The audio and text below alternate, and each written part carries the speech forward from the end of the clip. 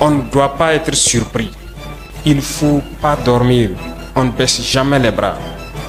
Regardez aujourd'hui le volume de terroristes qui attaquent le Burkina. Est-ce que vous avez imaginé qu'il y avait ça au Burkina?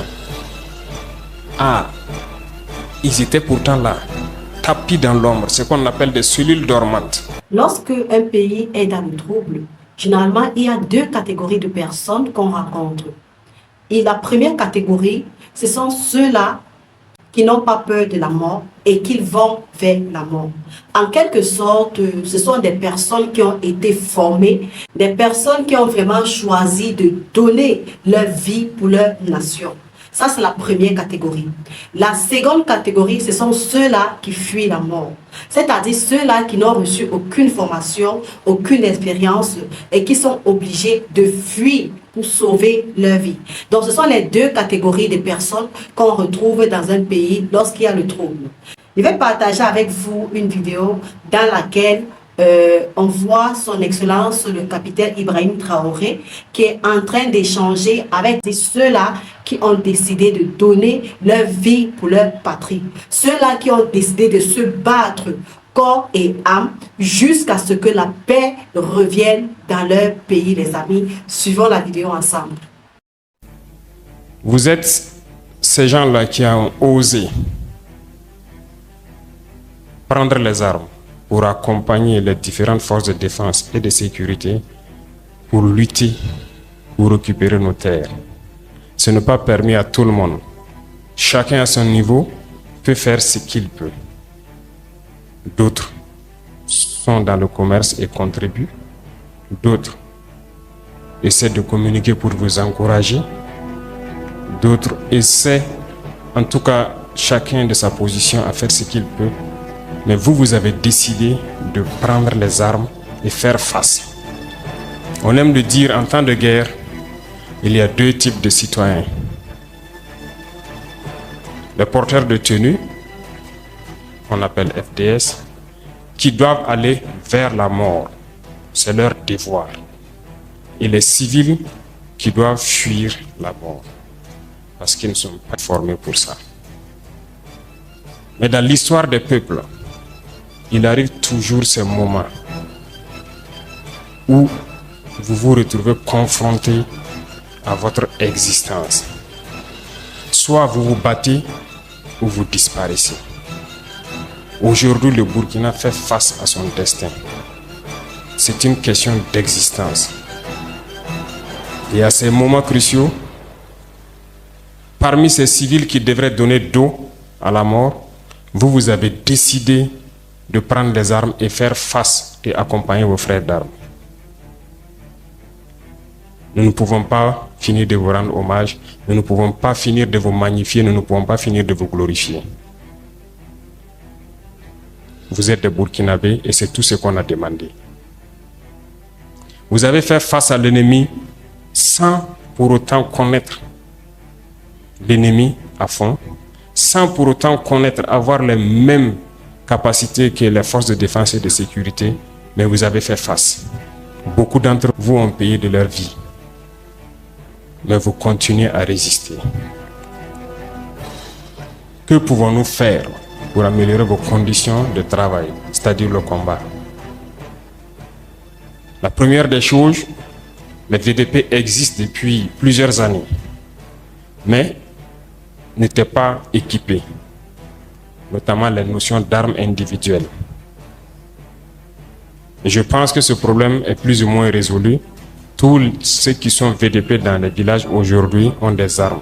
De toute façon, ils sont nombreux encore à vouloir s'inscrire, je suis sûr. Tous les villageois souhaiteraient peut-être être VDP, mais nous allons aller étape par étape parce que nous avons demandé aussi aux civils de contribuer, comme je vous disais tout à l'heure, jusqu'à un niveau qui doit permettre de vous prendre en charge. Voilà pourquoi en janvier, nous avons décidé de passer à un autre niveau en termes de primes, mais aussi en termes de prise en charge des blessés et d'assurer un certain minimum. L'équipement va continuer.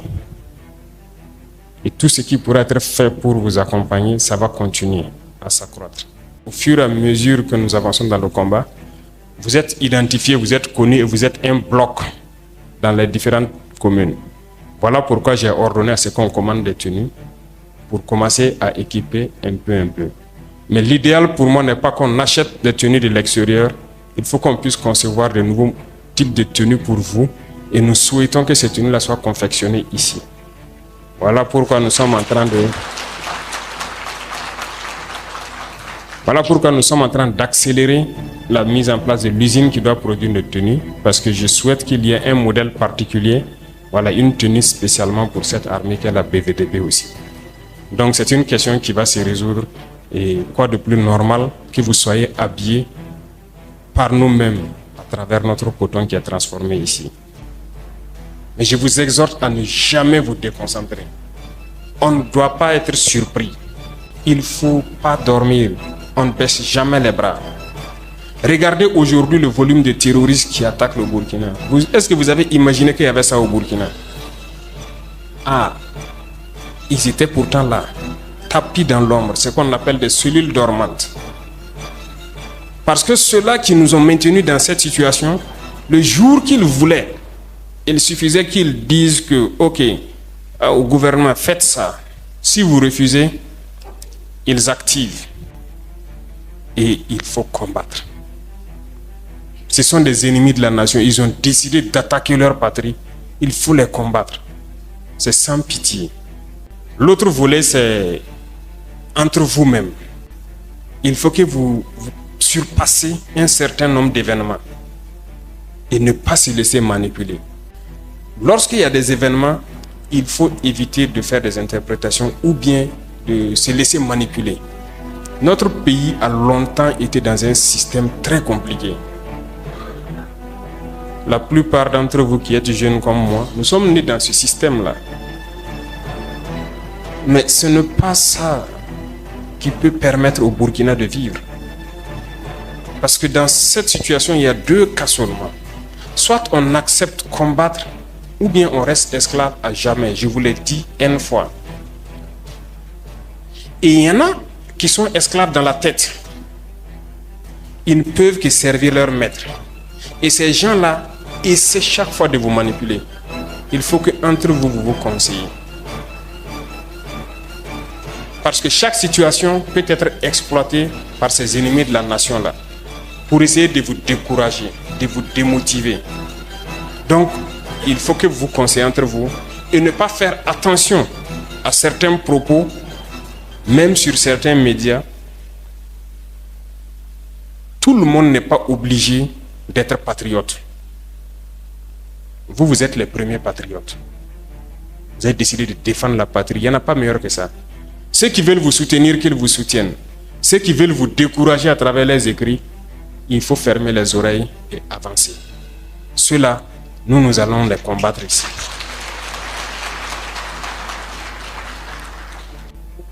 Alors, il faut qu'on se rappelle quelque chose.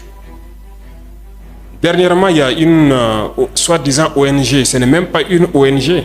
Parce que ONG, c'est organisation non gouvernementale. Mais ils ne sont pas non gouvernementaux parce qu'ils sont financés par un budget fédéral, par un État. Cette soi-disant ONG-là produit des rapports pour dire que voilà, les FDS, les VDP font des exactions, c'est rentré là, c'est sorti ici. C'est pour entacher votre morale. C'est pour vous faire peur, pour vous empêcher de pouvoir combattre.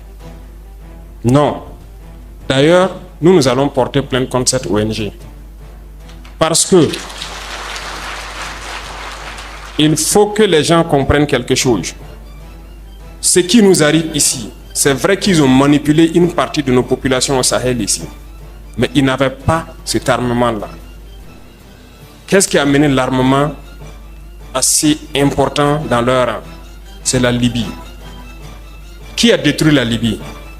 C'est cette ONG, cette même ONG qui a fait ces rapports mensongers et donné à qui veut créer une rébellion pour que les gens interviennent et faire tomber Kadhafi et la poudrière se retrouve déversée au Sahel. Ces millions de vies qui ont été ôtées dans le Sahel là, on doit porter plainte contre cette ONG parce qu'elle est responsable de ces rapports mensongers qu'elle a fait pour consolider cette thèse d'attaquer la Libye. Ils n'ont pas de leçon de morale à nous donner. Regardez le monde. Qu'ils aillent défendre les droits de l'homme partout dans le monde d'abord avant de venir ici. Nous avons la chance d'avoir des situations similaires dans ce monde-là.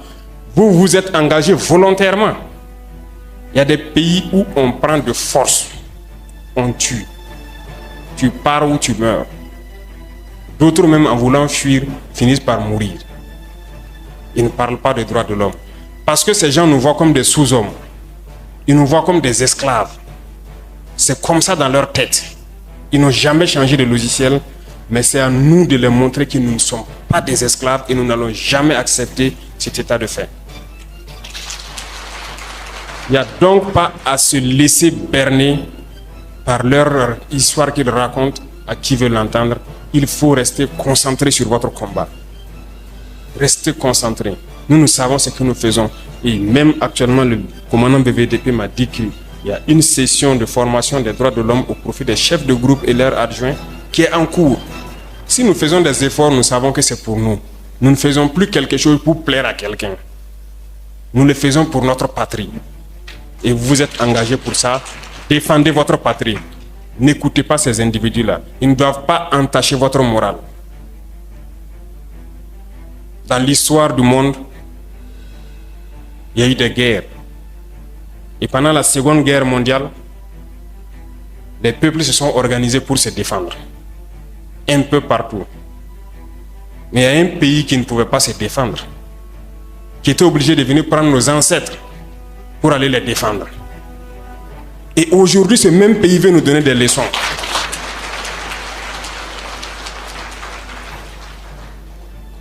L'hôpital qui se moque de la charité. Non. Vous êtes les descendants de ces mêmes ancêtres qui sont allés défendre les autres, qui ont libéré le monde du nazisme. Aujourd'hui, vous vous battez pour vos terres. Ces mêmes individus osent créer des termes pour vous salir. Nous nous opposons à cela. Nous ne serons jamais d'accord. Continuez à défendre vos terres. Ce sont vos richesses qui intéressent ces gens.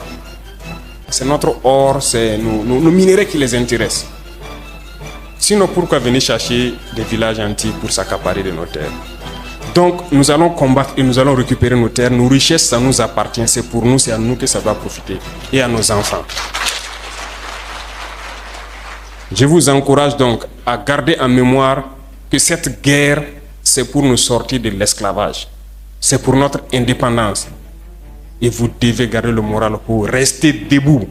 Ne jamais céder aux manipulateurs, à ces individus qui ne savent plus cette notion de patrie, ou à ces gens qui viennent de l'extérieur pour essayer de nous dompter à travers leurs termes qu'ils ont inventés eux et leurs organismes qu'ils ont inventés pour nous asservir. Combattez, avancez, faites tout ce que vous pouvez faire. Puisez, comme je dis, dans vos ressources culturelles, dans ce dans quoi vous avez été forgé depuis le village là. Puisez dedans et faites cette guerre.